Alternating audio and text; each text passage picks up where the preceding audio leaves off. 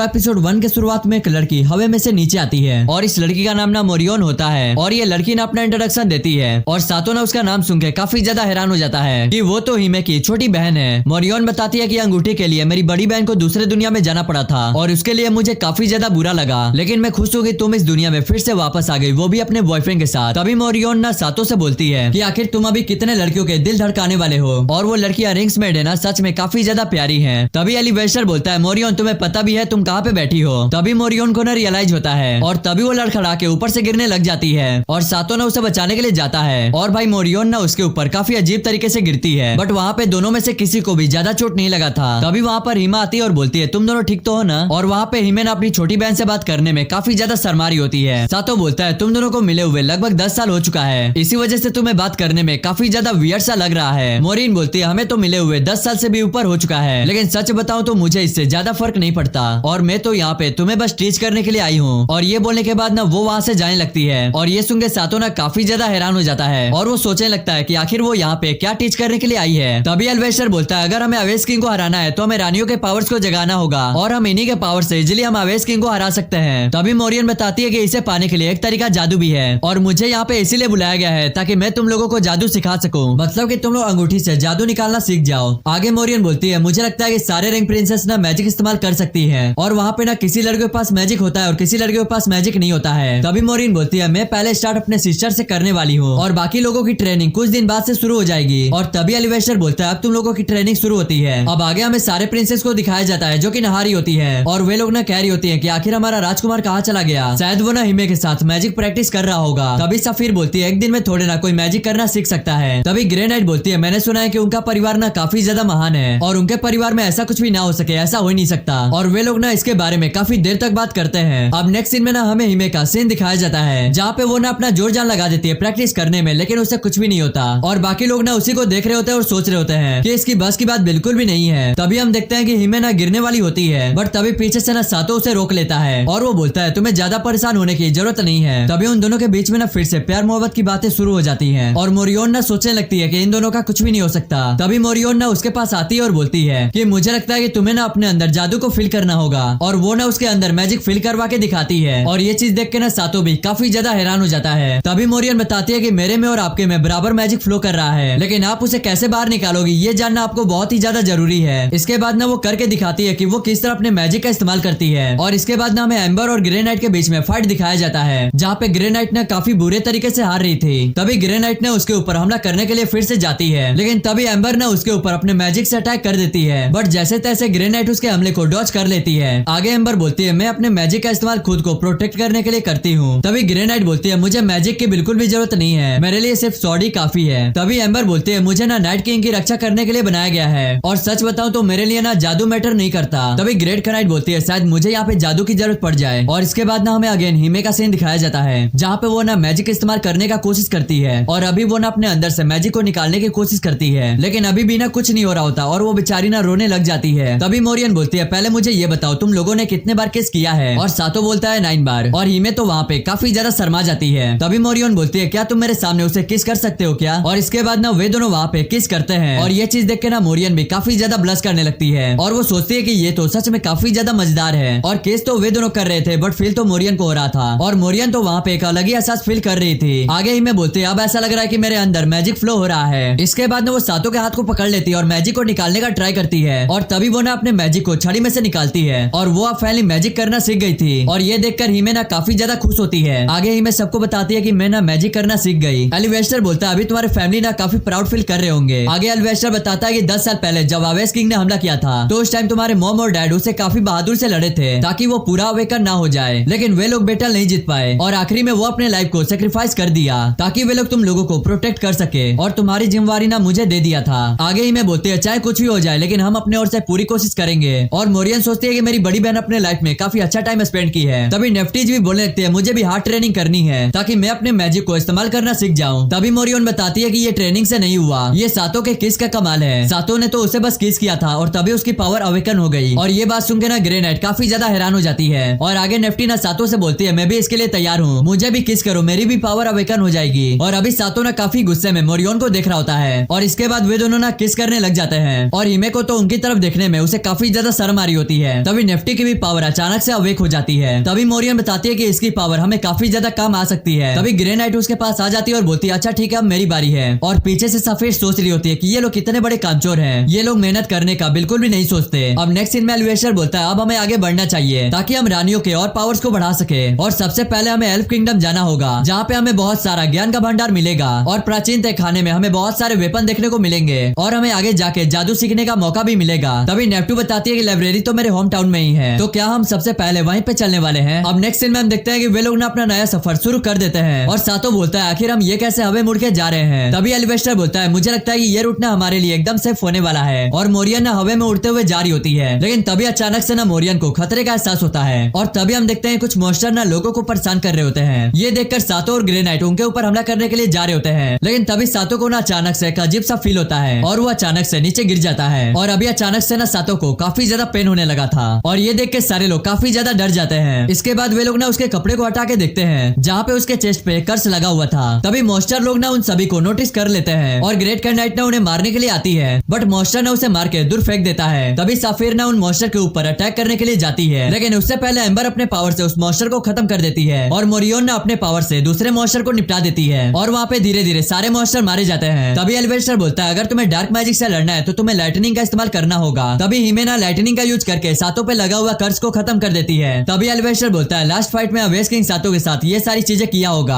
आगे एम्बर बोलती है ये हमारे लिए बहुत बड़ा मुसीबत हो सकता था, अगर हम सातों पे ध्यान नहीं दिए होते तो सातों एक मॉन्स्टर में बदल जाता। अब हम देखते हैं कि सातों ना फिर से उठ जाता है। तभी हम देखते हैं कि हिमे को ना थकानी सी महसूस हो रही होती है क्योंकि वो अपना पहली बार मैजिक इस्तेमाल की थी, इसलिए आगे हमें सफीर को दिखाया जाता है जो कि ग्रे नाइट को हिल कर रही होती है। और ग्रेट नाइट ना अभी काफी ज्यादा उदास थी क्योंकि वो अभी अपने पावर को बिल्कुल भी इस्तेमाल नहीं कर पा रही और वो सोच रही होती है मुझे कैसे भी करके उन सभी की मदद करनी है। अगले सीन में हम देखते हैं कि वे सभी ना साथ में डिनर कर रहे होते हैं और ये सुन के ना सातों के मुंह से सारा बियर बाहर आ जाता है और सभी लोग ना बात कर रहे होते हैं कि आगे जाके सातों ना एक मॉन्स्टर में बदल सकता भी बोलता है नहीं ऐसा बिल्कुल भी नहीं होने वाला। तभी ही मैं बोलती है तुम लोग बिल्कुल भी चिंता मत करो, मैं सातों को प्रोटेक्ट करूंगी। तभी ग्रे नाइट बोलती है ये कोई छोटी मोटी बात नहीं है, हमें थोड़ा सीरियस रहना चाहिए। और इसके बाद ना वे लोग अवेस किंग के बारे में बात करने लगते हैं कि आखिर वो कैसा दिखता है और सभी को ना उसके बारे में अभी कुछ भी नहीं पता था। तभी मोरियन बताती है कि अवेस किंग ना बहुत ही खतरनाक एक मॉन्स्टर है और वो काफी पुराना मॉन्स्टर है, लेकिन वो कैसा दिखता है वो आज तक किसी को भी पता ही नहीं चला। और सातों भी ना उसी के बारे में सोच रहा होता है कि जिसके बारे में कुछ नहीं पता उससे लड़ना ठीक रहेगा या फिर नहीं। तभी ग्रेट नाइट बोलती है अवेस किंग के बारे में जो डिटेल था कुछ साल पहले उन्हें जला दिए गए। फिर वे लोग बात करते हैं कि शायद हमें एल्फ लाइब्रेरी में उसके बारे में हमें कुछ पता चल जाए। तभी एलिवेस्टर बोलता है मुझे लगता है कि अब बहुत ही ज्यादा टाइम हो चुका है और दुकान भी बंद करने का टाइम हो गया है, तो अब हमें चलना चाहिए। तभी दुकान वाला बोलता है तुम लोगों को ऐसा करने की बिल्कुल भी जरूरत नहीं है, देखा जाए तो वो सारी लड़कियां क्वीन है और उनके साथ में जो बंदा है वो शायद किंग है और वो अपनी जान जोखिम में डाल के वो सबकी रक्षा करते हैं, तो मैं उनके लिए दुकान को रात भर खोल के छोड़ सकता हूँ, मुझे इससे कोई प्रॉब्लम नहीं होगी। नेक्स्ट सीन में हम देखते हैं कि हिमे और सातो अकेले में टाइम स्पेंड करने के लिए आए होते हैं। तभी हिमे बोलती है सच बताऊं तो मैं ना काफी ज्यादा खुश हूँ क्योंकि मैं अपने पावर को इस्तेमाल करने लग गई हूँ और तुम्हारे साथ टाइम स्पेंड भी करने लग गई हूँ। और आगे हिमे ना सातो की काफी ज्यादा तारीफ करती है कि तुम सच में काफी ज्यादा कूल और काइंड पर्सन हो, इसलिए मैं तुम्हें अपना हस्बैंड कह के काफी ज्यादा प्राउड फील करती हूँ। तभी उन दोनों के बीच में ना फिर से प्यार मोहब्बत की बातें शुरू हो जाती है और इसके बाद वे दोनों एक दूसरे को किस करते हैं। आगे हमें हिमे और सातो को एक कमरे में दिखाया जाता है। सातो बोलता है हिमे मुझे तुमसे एक जरूरी बातें करनी है। हिमे बोलती है मुझे लगता है कि अभी तुम काफी ज्यादा सीरियस हो। तभी सातो बोलता है मुझे लगता है कि हमें ना यहाँ पे कुछ कर लेना चाहिए और ये सुनकर हिमे ना काफी ज्यादा हैरान हो जाती है। सातो बोलता है देखा जाए तो हमें परिवार भी बनाना है, लेकिन असल बात यह है कि हम रियल वर्ल्ड में अभी हाई स्कूल में हैं। हिमे ना हंसते हुए बोलती है हाँ मुझे पता है तुम्हें वो सारी चीजें करना है। और अभी सातो ना काफी ज्यादा शर्मा गया था और वो बोलता है तुम ये सारी चीजें बिल्कुल भी मत सोचो। तभी हिमे बोलती है तुम मेरे हस्बैंड हो तो तुम मेरे साथ वो सारी चीजें कर सकते हो। तभी हम देखते हैं मोरियन ना उनकी बातें छुप के सुन रही होती है और आगे मोरियन ना नहाते हुए सोच रही होती है कि मुझे भी एकदम वैसा ही रिलेशनशिप चाहिए। और इसी के साथ यहीं पे ये वाला एपिसोड एंड हो जाता है।